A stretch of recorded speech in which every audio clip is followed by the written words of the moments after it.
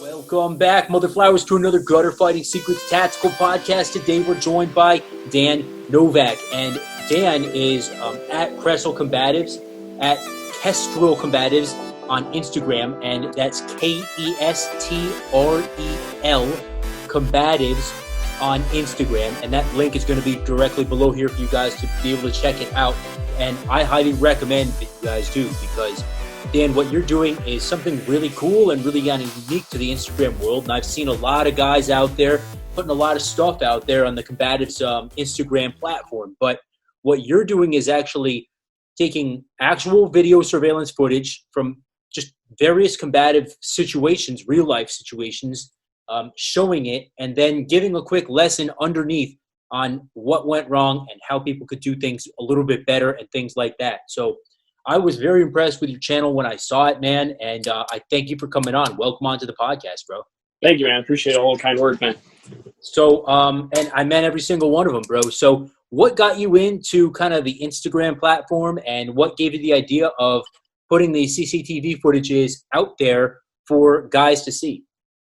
You know, I started off, on Instagram. I was really into firearms, so I started following a bunch of firearms guys. And, eventually you'd see a video of like something and they'd be like, oh, look at this guy doing a cool draw that he actually did, it was captured on film. And I was like, that's pretty cool. So then I started to look more into that side of it and seeing like, let's look at more real world stuff. I mean, there's cameras everywhere today. So you figure any of the stuff that's happening, it's all getting captured on film. So I kind of found into, some Reddit, subreddits on Reddit and stuff, just videos, and you look at this stuff and it's actual people in actual situations, and how they react. Because everybody likes to talk tough, on the internet. And then you see like how somebody actually handles situation, or how a situation actually occurs. And, I thought it'd be nice to share that with people and have people actually see what happens out there and how people react and what the average person's reaction to something like that would be. It actually absolutely is, man. Case studies, I think, and I've heard from several high-level guys out there in the martial arts, including Lee Morrison, and he was saying, listen, bro, case studies, watch all of the footage you can. It will just ingrain it into your mind in a different way than even just going to a class can. Not that going to class isn't good, right? But, you need to train the physical skill. But what you're doing, Dan, is it's very unique. So how long have you been doing the Kestral Combatives on Instagram? I think I've started maybe almost a year ago. I started off kind of small, and I just kind of was posting stuff and just kind of, I didn't think too much of it. I was, worried on my day job and everything. And then I kind of decided to put more time and effort into it as the momentum kind of got up and people kind of seemed to be interested in it.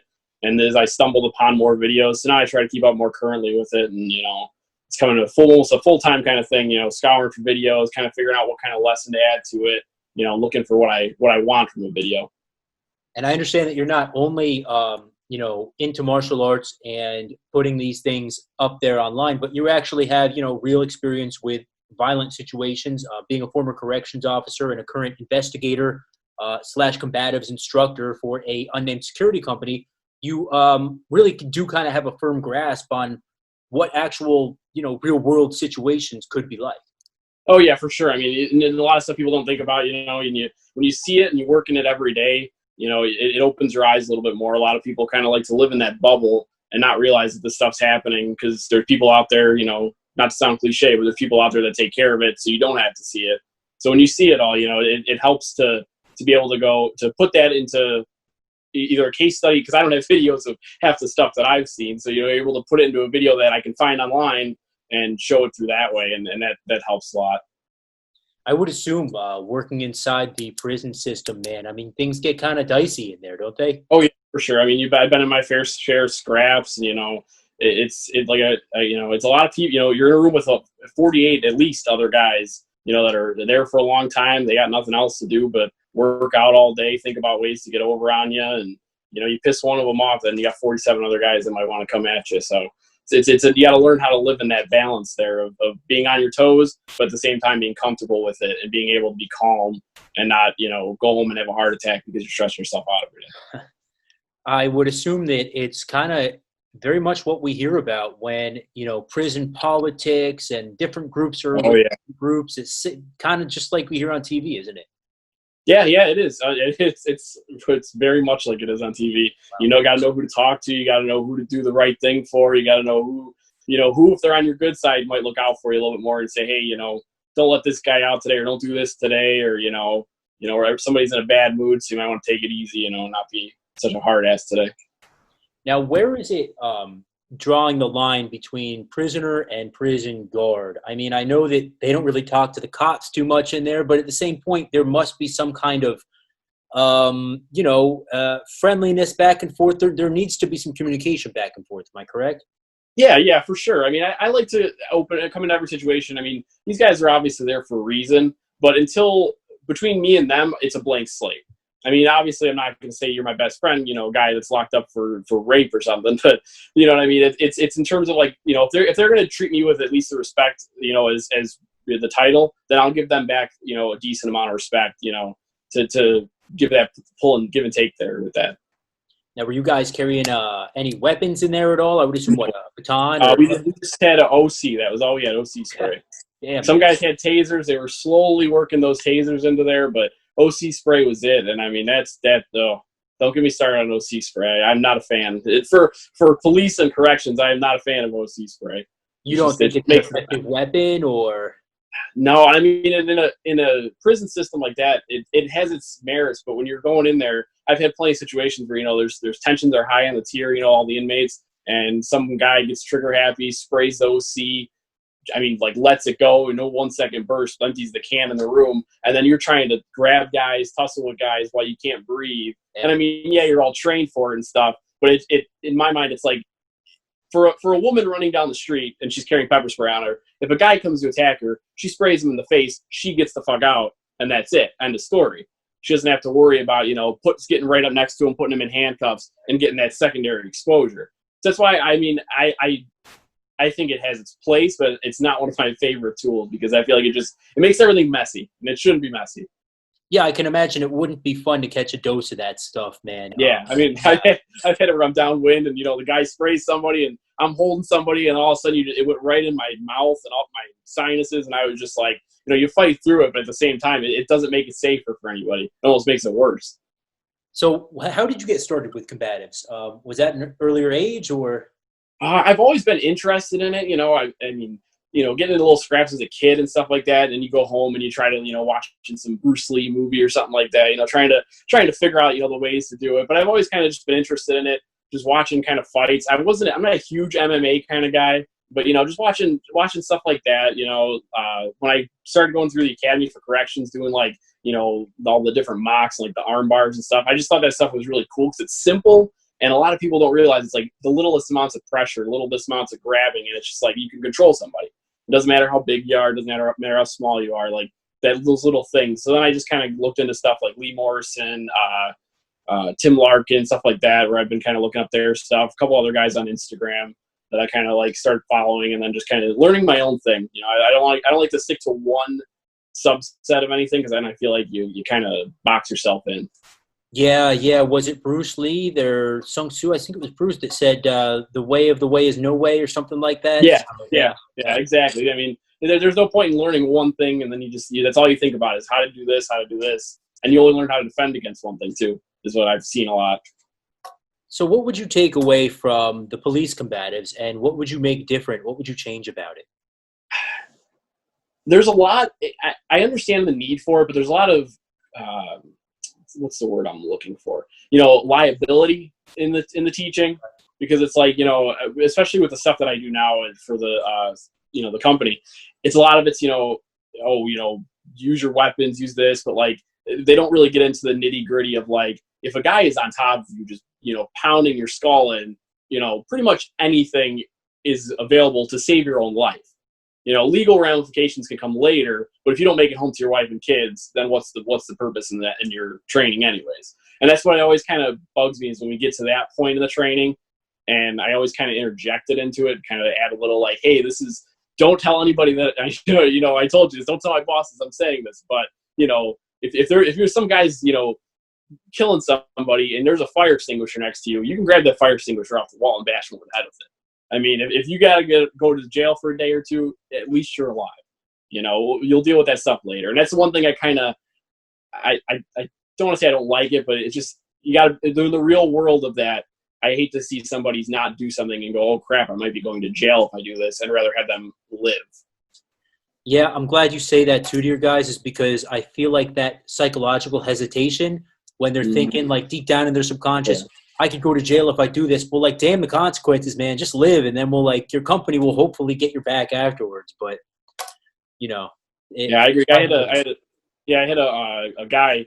He was working in a hospital setting, and he had a 16-year-old guy, and the 16-year-old guy is like 200 pounds, like, you know, 6 something, and he's like, and the guy starts wailing on him, and I'm watching the video and stuff, and we're sitting there kind of like trying to. They have me in as like a use of force, you know, evaluating his use of force. And I'm like, well, how come he didn't do anything? And the guy's like, well, they said he was 16. He didn't want, you know, he's technically a child. He didn't want to do it. I'm like, if he killed you and he's 16, he might get tried as an adult in this, you know, situation. You know, it wasn't worth taking, you know, a black eye or anything from him. I mean, you got to defend yourself. You know, screw the job later. We'll worry about that. do you think that in this modern society we live in, people are too kind of afraid to defend themselves and Oh, go for to sure. jail or whatever? Yeah. Oh, for sure. And I mean, even, and that's the other crazy thing is working on both sides and stuff, especially, you know, in like because I primarily work with a hospital, and like, you know, you'll see like a DUI come in, and the police department will drop the guy off. Yeah, obviously, you know, they get the test back, he's shit faced, and he doesn't get charged with anything because the guy said he wanted to kill himself or, you know, XYZ. So I mean, and it's weird because a lot of people don't realize that a lot of people do a lot of bad things and they're either never caught, nobody even knows about it, or like the cops just drop it for whatever reason. So I feel like a lot of people are afraid that they're going to get arrested, and they're also worried about that. But I mean, 9 times out of 10, you're probably justified. It's not like on TV where, you know, they're going to come lock you up and throw away the key, you know, as soon as they get you. You know, they might. There's a little bit more of a, you know, this is why I did it, and they might, you know, have a little more sympathy for you. Well, I feel like 9 times out of 10, if you're a legitimately good person, you weren't out there looking for the fight, you get attacked, like you do what you got to do, and that's all there is to it, you know? Yeah. That's why with Kestral combatives and stuff, like the in-person stuff, I try to stress a lot. You know, don't look for the conflict. If you come and you're saying like, oh, I just, you know, show me how to kick some guy's ass. It's like, well, why are you kicking this guy's ass? You shouldn't just be, you know, walking into a bar, you know, slapping some guy's girl on the ass and saying like, all right, let's roll. You know, like, no, like, that's not it. You want to avoid all this stuff. And that's the best thing. Like, even, like, you can see it through the videos on the page. A lot of them is just, you know, why is that guy even there in the first place? You know, why is that, even if he had to fight that guy, why is he doing it in the middle of a busy intersection? Or why is he, you know, why did he pick the guy that looks like he could be carrying a weapon on him or something? Yeah, I was watching a number of your videos, man, and a couple of them I saw that actually when 2 guys are kind of tussling in the street, a lot of the times you'll have random, like, civilian interjectors that come and, like, out of nowhere they show up. It's funny the way that works, man. You know, look, I've been in situations where there's been no interjectors, but I've also been in situations where, like, out of nowhere, it's like someone shows up and they're like, stop it, stop what you're doing. Do you think that that's a pretty commonplace thing? Yeah, I mean, people like to linger in it. I mean, even with in terms of liability, again, people are so afraid somebody's going to have their cell phone out filming it, and that's what people do. You know, the first opportunity they get, they're walking up to you going, oh, man, I'm going to make a killing putting this on my TikTok or whatever, you know? Yeah, heck, I might even be like, I'm going to put this on my Instagram. I'm gonna put a video. You out there with your camera. Yeah, right? Maybe I'm going looking for it. You never know. That's the thing. It's a crazy thing, man, and you mentioned the cameras, dude, and that's another thing is like when guys do go out there, and that used to be a thing, right? A little bit before my time, but when guys were going out there learning martial arts, oh, I got to test this. I got to make sure it's good. But like now, you better be damn sure that you look like the victim before you start anything. Yeah. You have to be able to justify that. And I mean, it's even as a civilian, it goes to report writing and, you know, thinking stuff like that. You know, how are you going to write? How are you going to spin this if, you know, it should, I mean, I'd love it that, you know, you were in the right every time, but how are you going to say it? How do you make sure you word your way correctly? Make sure you think about it. I mean, don't think about it too much before the incident, but afterwards be like, you know, why did I have to do that? Because you probably did if you did it. You probably had to do it, but just, you know, try to think of a way to articulate why. That's exactly what Lee Morrison was just telling me the other night is that you have to afterwards be able to handle it in the same way with the same grace that you need to handle it while you're in the situation. It's just as important. Exactly. And I mean, and it goes to the before training and the after training. You know, if you knew what you were doing before you walked into the situation, you should know that what you did needed to be done. Now, I have a buddy, TJ Kennedy over at Kennedy Combatives, Kennedy Tactical, and Yeah. he is right now he's a executive protection guy, but he started in security. He was saying that hospital security he thinks is the best training ground for anybody. Period, as far as all of this stuff goes. Would Yeah, you I kind mean, of agree with that? yeah, I'd agree with that. I mean, because I've been working in a hospital for the past while. That's where I'm at mainly, and it's wild. I mean, you don't have. I mean, where I'm at, we don't get batons, but we just get the OC again. So Huh. you don't know what you're dealing with, and you got guys coming in on drugs. You got guys coming in for this, coming in for that, and you get to see a lot of stuff. You get to deal with thefts if you're working in hospital security. You got all the drugs sitting there. You get to deal with crazy people and drug people, and it's wild stuff you see there, man. And suicidal people. So it gets those interpersonal skills going. And it gets that hand-to-hand stuff going, too, because, again, you don't have a weapon at most places. Some places they give you a firearm, but I don't know. I feel like it's a sketchy area to have a firearm in a hospital there. With seeing the patients that come in, I honestly couldn't say I could think of a time where I'd be like, oh, man, I wish I had one. Yeah, especially working in like the mental hospital part of it, man. That would be a little dangerous, I think. Yeah, I mean, a lot of people, that's the thing nowadays. A lot of that stuff is all mental stuff, There's a lot of people coming in for, some crazy something that's going through their mind. Yeah. And I think that's only going to get worse. I mean, our economy has dropped 33%, I heard today, and it's only going to get worse from here, man, unfortunately. Oh yeah, it's going to get bad. And I mean, that's the thing. I feel like it's a good time to start, kind of showing people this stuff too, because as people are out of work and as people are trying to, get an income, unfortunately, the easiest way is sometimes the wrong way. You're 100% right about that. And, you said it, man. You nailed it, is that crime's only going to go up from here, unfortunately. Yeah. I noticed a while back that you had posted, you had like a box of N95s and you were posting about it, which good man. Was that before or kind of after the pandemic? That was, if I'm not mistaken, I think I posted that in the beginning of March, and it was before it was mainstream. Because, being in the hospital there, I was kind of like, oh, people were talking about it, and I kind of picked some stuff up on the news.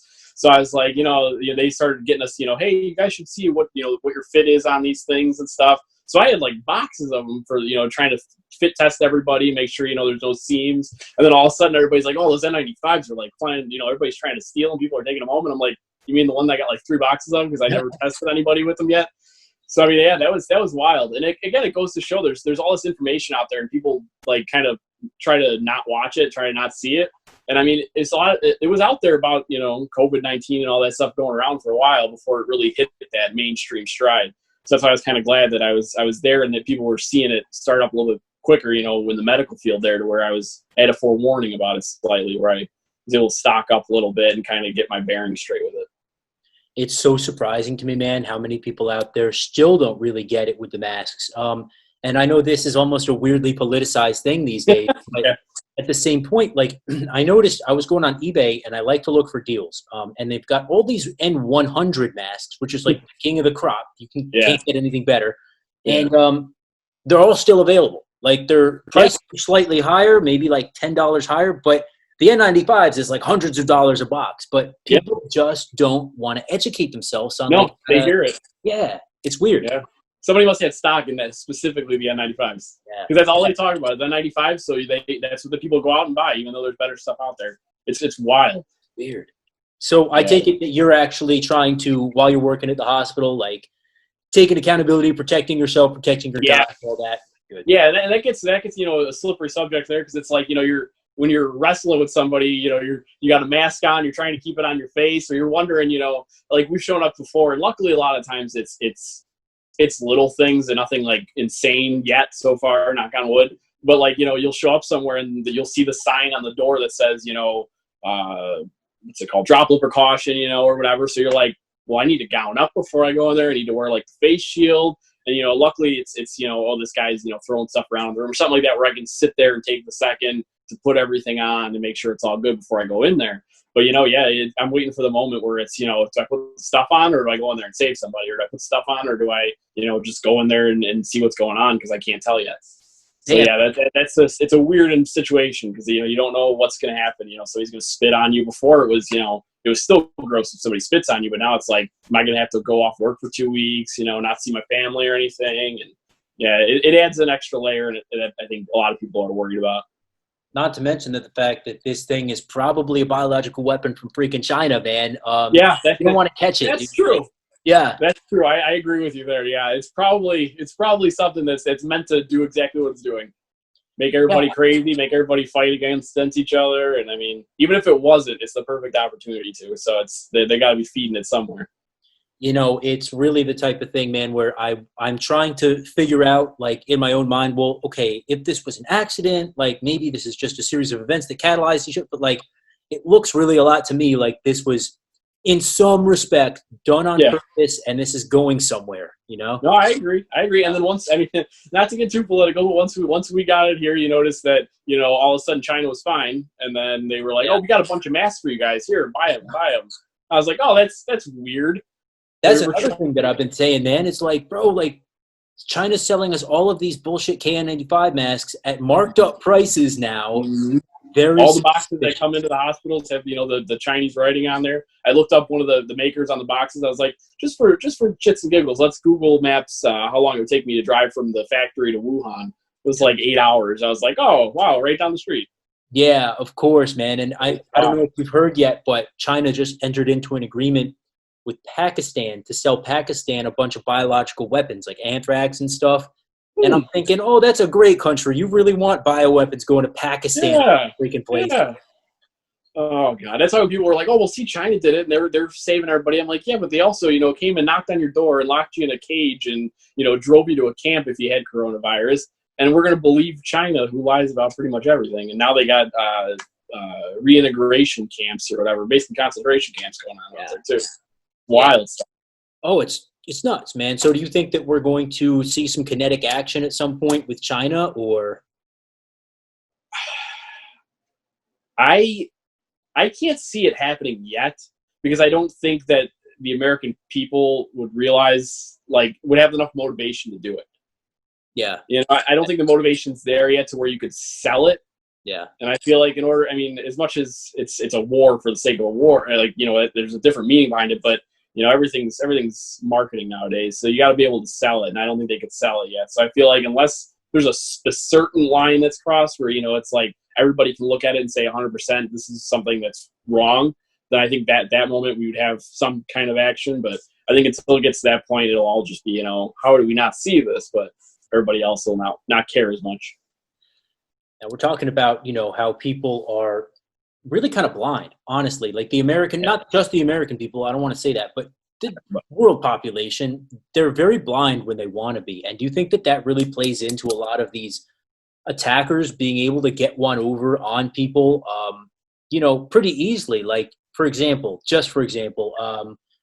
what's the new Karen on her cell phone? She's walking like this. Yeah. And then all of a sudden, boom, she gets cracked in the head. Yep. Like, people just don't know about situational awareness. Exactly. And it makes it so much easier. And people don't realize that, a lot of people have passcodes on their phone. Some people don't, which I don't understand how anybody wouldn't have it. But nowadays, if I steal your cell phone, I got access to all your apps, with your Cash App or Venmo. And then I got your credit cards are mostly stored in there. Your passwords are probably in your notes somewhere. If people got their heads buried in their phones and there's all this information out there, but everybody just is focused on whatever they got right in front of them. But I totally think it eats away at situational awareness. Even I fall into that sometimes. You'll be sitting there, you're waiting in line at the store, and you're like, let me pull out my phone and see what's going on. And then you look ahead of you, and the line actually moved 10 feet while you're sitting there on your phone.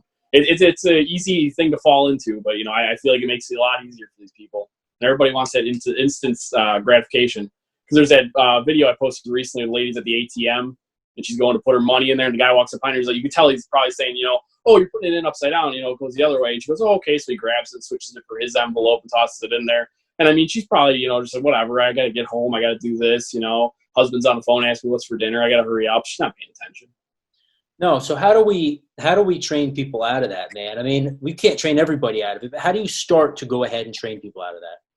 I think the thing a lot of people need, is a wake-up call. And I'm not saying, they need to be robbed or anything. It goes to saying that they need to get out of the bubble and realize that stuff happens at a higher rate than they think it does. I know a lot of people that go through their day-to-day life and they don't think that, they don't realize that people are getting shot, stabbed, you know, this, that, and the other, like probably every 5 seconds, probably miles away from wherever they're sitting right now. Somebody's probably getting, you know, something illegal is happening right now to somebody probably 5 miles within my radius here. You know, people, as the more people see that stuff and it becomes more mainstream, I think they'll start to break out of it. I mean, unfortunately, I think like a real in life situation is the best, you know, eye opener for that kind of stuff. But I think slowly, you know, even with like these riots and stuff like that, a lot of people were like, holy cow, I need to like take my like self-protection seriously. You know, I need to think about the way I go to work. What would happen if I was driving home and I ran into a crowd? You know, what would I do to protect my kids and stuff? I think that opened a lot of people's eyes to like what's going on. And I just hope that those people go for the right training and they don't go for the whatever's easiest and, you know, whatever makes them feel comfortable, because I feel like good training should make you a little bit uncomfortable. Yes. And I'm glad you brought that up. There's a lot of training out there that will make you feel good about yourself, but not give you what you need. Yeah. And I mean, I started doing some in-person training before COVID hit, and then I kind of took a step back from it because nobody wanted to do it. But, you know, I took a lot from some different people that were training, and I noticed, you know, and it's, you know, I had people put on the foam, you know, protector on their head, putting a mouth guard and stuff. We put on some, you know, boxing mitts or like those MMA gloves. And, you know, you started off the thing and you just clock them in the head. I mean, a lot of people aren't used to being hit in the head. What's that saying? Everybody's gangster until they get punched in the face. Yeah. You know, it's like, you know, you don't realize like that's going to knock you off your rocker there, you know, and if somebody comes up to you and cold cocks you, are you really going to be able to turn around and, you know, draw your CCW pistol out of your, you know, pant line and, you know, do anything? Or are you really going to even know what's happening if that happens? So I think that's getting people out of that comfort zone. I mean, because that's what I see when we do the training class and stuff. You know, people are, you know, they're doing the drills and it's, oh, hey, buddy, what's up? You know, we work together every day. Let me grab you and I'll show you. And, oh, look at, I, you know, shoved you away. And it just gets so familiar and you're like, oh, I feel really comfortable with it. And I feel like you shouldn't feel comfortable with it. It should be difficult. It shouldn't be easy. I shouldn't have somebody saying, oh, after 5 minutes, I shouldn't have like a 55-year-old dude telling me he's got like, you know, a ground takedown down pat because he probably can't even actually do it. Yeah. You know what I mean? If you're not sweating doing the stuff, then you're not learning it. It's got to be hard. That's what I love about jiu-jitsu so much, man, is like every single class you go in, man, you feel like you're fucking fighting for your life, you know? It's exactly. And I wish more people would just, even if they don't stick with it, you know, I've taken like, I can't say I do jiu-jitsu, I don't practice it, but I've taken a couple of classes. I mean, I wish people would just take that class just to see what it's like, to have somebody hold me on the ground, you know? If I had somebody in the area that like was really good at jiu-jitsu and I knew them, I'd be like, we're just going to have a day. It's going to be free. People are just going to walk in there. You're just going to kick their ass, and they're just going to keep walking out. Just to, you know, free ass kickings, because it feels good. It feels good to get your ass kicked sometimes. And it feels good to be put in your place and be like, wow, I need to get better, because people need that. Yeah, man. When I first started it, dude, I had like 10 years of hand-to-hand combat and shit, like all this like certificate shit. And I quickly found out on the ground it really doesn't mean anything, man. Like you're so vulnerable against somebody who's very skilled at fighting like that. Exactly. I mean, that's the thing in altercations like that, even in a real world thing, there's no rules. There's no, you know, this and that. And there's no like, you know, if you're used to jiu-jitsu and you're fighting people that are doing jiu-jitsu, it's fine because, you know, it's meant to defend against itself. But you toss something else in there and, you know, everything goes out the window. That's another thing, man, is weird is like when you are fighting someone who's not a jiu-jitsu person, it's even harder. It's some weird way. It's they're freakouts or whatever. It's harder. I don't know why. Yeah, your brain is so used to like reading a person doing the same thing, and you know, even if you're not realizing it, you're going, okay, he's getting ready to do this move, he's getting ready to do that, so you're reacting to it. But when they're not doing anything or their form sucks, you're just like, what the hell is this? Yeah, dude, it's funny the way that works. Combatives is like a never-ending puzzle. You know, no matter how much you train, you'll never be as good as you want to be. Yeah, that's a lovely way to put it. That's why I love it, because you know, there's always situations. I love it when I'm teaching a class or something, or on Instagram and somebody shoots me a DM and they're like, well, what would you do if this guy did this? Or what would you do in that situation? I'm like, if I can't figure it out or if I can't give you a reasonable answer, I'll go look it up and I'll try to figure something out. You know, I'll look through somebody else's system and try to find a way to answer your question. So where did the name come from, Kestral Combatives? The name came from, I was watching an episode of Peaky Blinders. There's a video, I think, on the page there where Tommy Shelby's talking about how he's got a Kestral to take care of the canaries in his wine distiller, or his distillery there. And then the guy says, oh, you got Italians coming to get you. And he says, oh, I got a Kestral for them too. And I was like, that's a cool way to put like a name for somebody to go and, you know, kick somebody's ass. And I've always kind of been drawn to, you know, the falcons, birds, eagles, all that kind of stuff, you know. cool animals. So I always thought it was kind of a nice thing. You know, they always observe, and then when they're ready to go, they're ready to just unleash fury. You know, flying down, picking something up, or you know, however that goes. Yeah, that's cool, man. I was actually watching a hawk fly out in the wind today, and it was just kind of floating there, but you could tell it was looking. It had its eye on Yeah, yeah. yeah. They're waiting, and they're always, you know, ready for whatever's going to happen. And when something happens, they go. It's quick. So the riots and stuff right now, man. I mean, this is on everybody's mind. People who never thought about prepping, people who never thought about owning a firearm, are all of a sudden like Rambo out there, right? And yeah. So what would you give? I mean, most of the guys who watch our podcast are, you know, patent warriors, like no way around it. But there are, I'm sure, guys and girls out there who are new to this. What advice could you give to somebody who hasn't really put much thought before into their personal security, but is now starting to kind of realize, like, I need to do this? I think my first advice would just be kind of take a look at your daily life and what parts of your daily life are you at the most susceptible for violence? Are you most susceptible for somebody to take advantage of you? You know, if are you sitting at your desk, is that where you think you'd have the biggest issue, or is it, you know, walking to the bank after work, or, you know, taking the train downtown by yourself, like those kind of things? I think taking a personal assessment that way and just kind of being able to see, like, what do I need to learn? What do I feel comfortable doing? And, you know, where would I add that into my daily routine? That's good advice. And then on the other side of that topic, on the other side of that coin, guys out there who have been doing this maybe 10, 20 years, who also realize I never can learn enough. Kind of what advice would you give to guys like that, who are seasoned vets but maybe want to just improve their skills?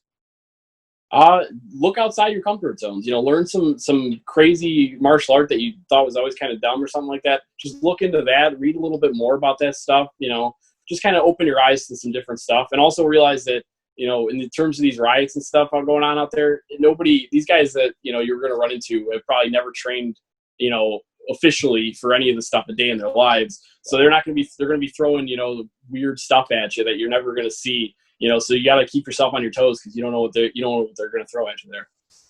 Where do you see all this going, man? I mean, the riots, I'm going to call it what it is, you know, the attacks on American society. Where do you think that's going to go from here? It's going to get worse before it gets better? Is it going to get worse before it gets worse? Or I think it's going to get worse before it gets better. I think the better is going to have to come down the line. You know, it's a shame because, you know, you look at something like 9/11. 9/11 happened. It was an outside thing that attacked us. It brought everybody together. You know, sure, there was people that, you know, fell into different groups, but, you know, it brought everybody together, something like that. And I feel like this is kind of on a similar scale in a way, but it's bringing everybody apart. Yeah. You know, every single thing going on today, you know, it's all your opinion. If you walk up to somebody and you say, you know, I believe the sky is blue, and they don't think that that's true, they will not, you know, there's people that won't speak to you. Right. You know, you meet somebody and you say, I support, you know, I'm a Democrat or I'm a Republican. If it's the opposite of their beliefs, they just tune you out. Yeah. And I think that's the hardest thing. A buddy of mine, he's probably my best friend. He, you know, me and him are probably on different ends of every political spectrum, you know, but we listen to each other.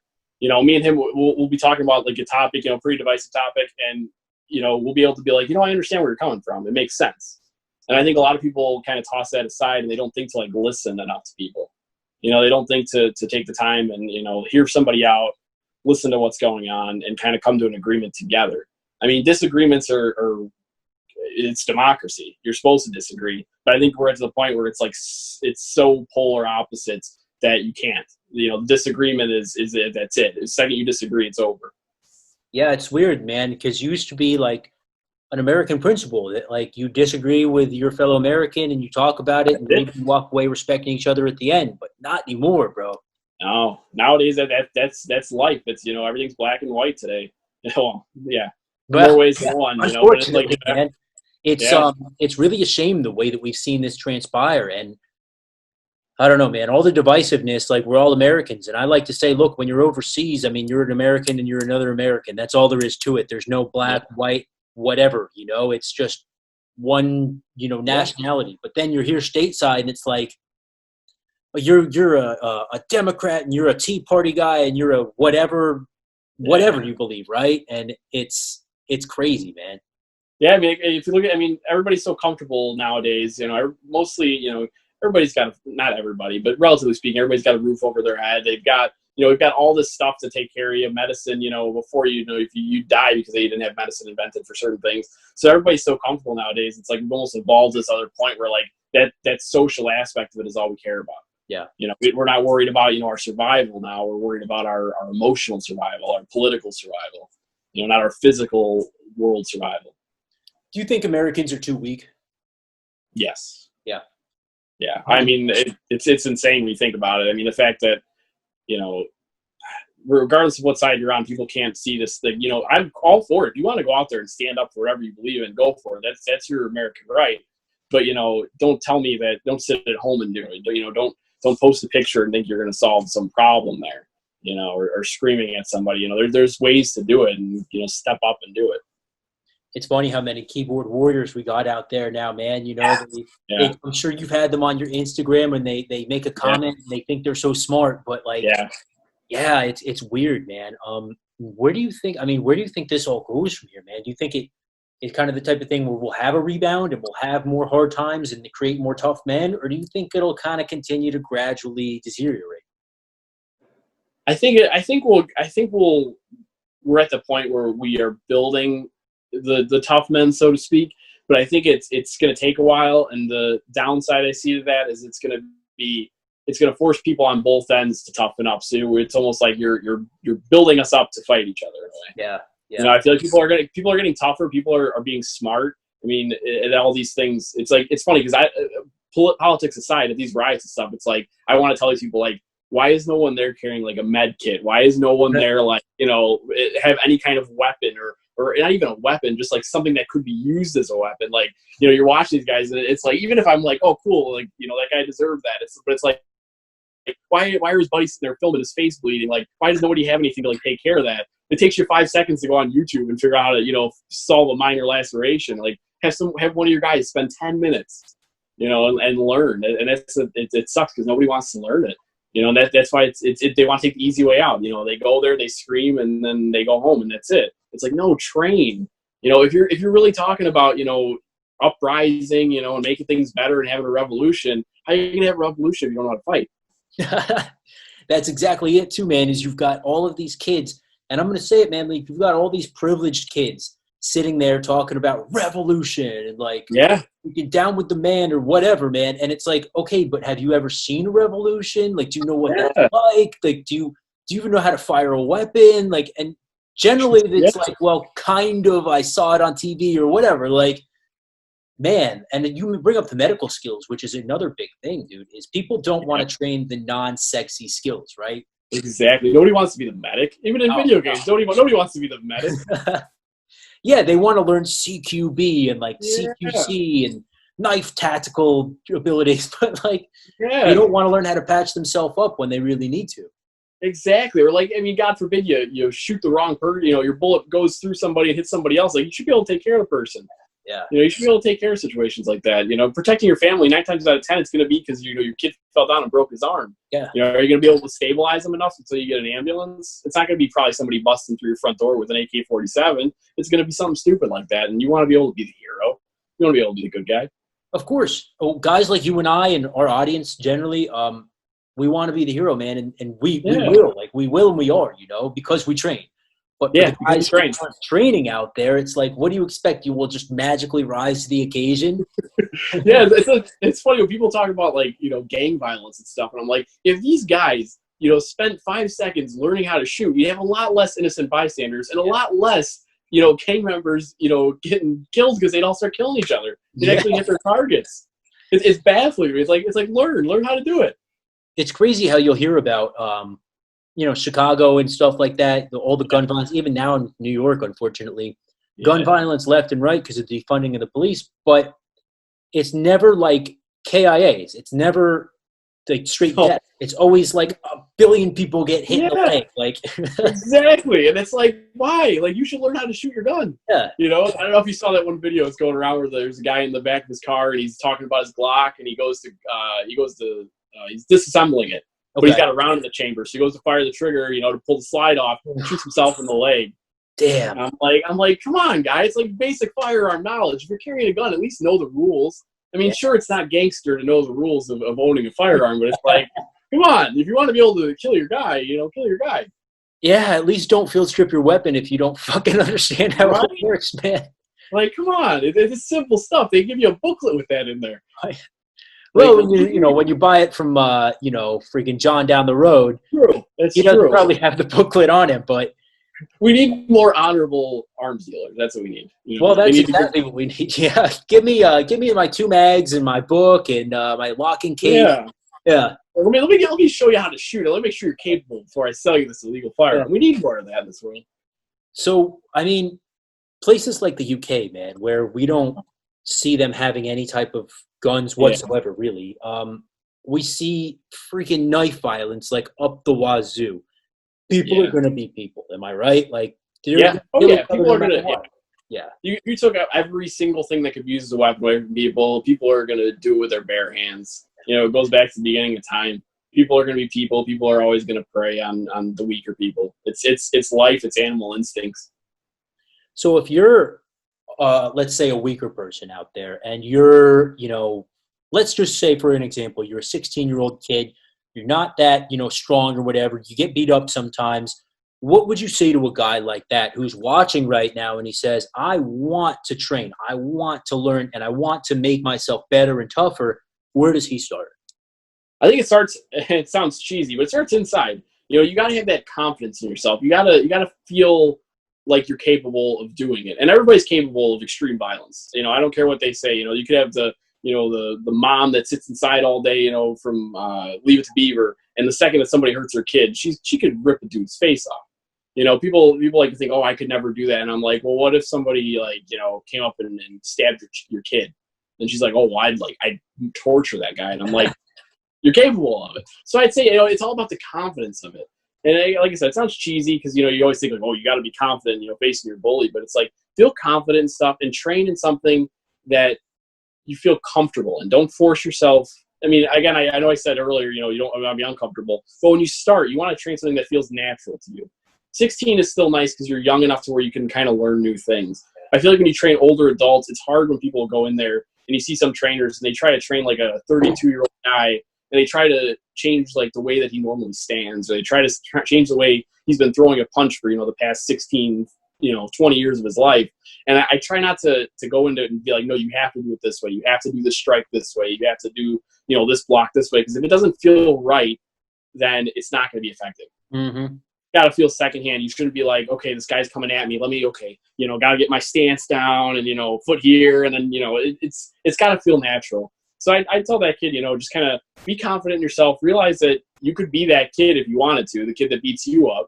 And, just do what you got to do. It comes naturally, It does. And I like how you said, you're not going to try to change the way a guy punches. If he's punching one way, you're going to try to work with him scientifically to kind of make that better, right? Yeah, make that version of what he does better. And it's like, even with stances, especially with like girls and stuff, it's hard because the people have been standing a certain way their whole life. That's where they feel comfortable. And everybody's center balance is different, so you got to just kind of make it the best with what you have.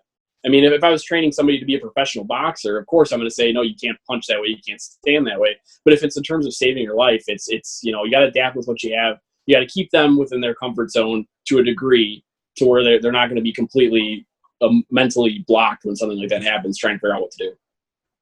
How important do you think psychological aspect of this is, as far as like psychological warfare and stuff like that? Oh, it's probably the most important thing because, if you're not thinking, if you don't see your enemy coming, you're not going to be ready for it. And that's kind of the world that we live in, is where people kind of bleach everything out to where you don't see any of that stuff. And you kind of don't think that people have you always are told that people have your best intentions in mind, and they don't. Was it the Cooper's color code, white, yellow, red, black, something like that? Where yeah, and I think people are generally walking around in situation white, like kind of head in the sand, head in the phone, where they maybe should be walking around in situation yellow, right? Like aware, like not paranoid, but aware. Do you think that there's any merit though in, like, I've met a lot of serious like special forces, bodyguard type guys. They're fucking like in situation red all the time, man. Do you think there's any merit to living like that? For the average person, not at all. I feel like it's a stressful way to live. It's you can't enjoy yourself. I mean, it sucks to say, but you got to still enjoy life, you know, while you're here. You can't live every day thinking somebody's gonna shank you. You know, you got to go through and enjoy it. You know, so I think you got to find that balance. You got to find that balance. I feel like even, I mean, I know you weren't like a prisoner, you were a prison guard, but I feel like even in prison, man, like there's got to be times where even in that dangerous environment, you've got to kind of let yourself go back down there to like relax a little bit. Am I right? Oh yeah, for sure, yeah. I mean, because if you walk, people can is most people can read that body language, especially like somebody that's more into the criminal side of the world. They're so inept on naturally reading your body cues and all that stuff. So if somebody sees you walking around, every time you hear a door slam, you're going like this, they're gonna they're gonna key up on that, and you got to be able to just relax, shoot the shit, or if you're walking through the tier even in the prisons and they got the Super Bowl on. Obviously, you're going to sit there and watch it for a second. You're not going to be, on high alert. You're like, oh, whoa, look at that play. So you got to be able to relax and to tone it down and to be able to be on that level to be able to converse with these people. Otherwise, they're going to think you're, why is this guy freaking out? Yeah. Now, how important do you think body language is and changing your body language to kind of mirror your environment? Oh, that's super important. I spent a lot of time growing up. One of my first jobs, I worked at like a boarding facility for dogs, and we had like a dog daycare and stuff. And I love doing it because, in the daycare environment with the dogs, not every dog is 100% perfect. They're gonna get into little arguments and stuff. So you're constantly or subconsciously, you're picking up on all these little cues. They look at a dog a certain way, or they kind of their hair stands up a little bit.